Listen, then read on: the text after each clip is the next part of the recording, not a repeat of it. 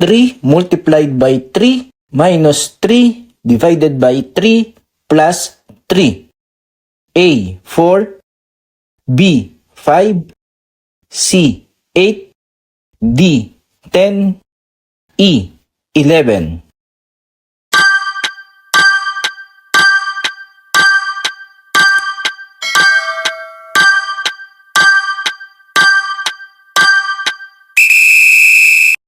Welcome back mga ka-review!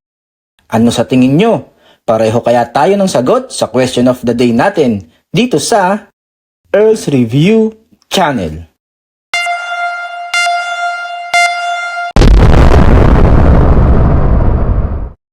Bakit nga ba pareho ng sagot ang sinasabi ko? At hindi tamang sagot. Kasi baka mamaya magkaiba tayo ng sagot at baka sagot nyo ang tama. At meron kayong sariling interpretasyon sa problem. Kaya lagi kong sinasabi sa last part ng video, correct me if I'm wrong.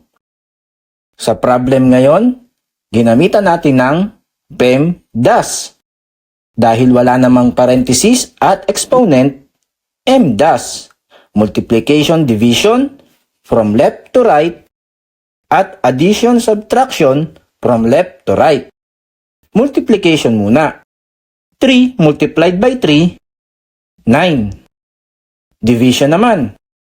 3 divided by 3, 1. Dahil subtraction tayo dito, kaya subtraction din ang ilalagay natin dito. Then itong plus 3. Addition, subtraction from left to right naman.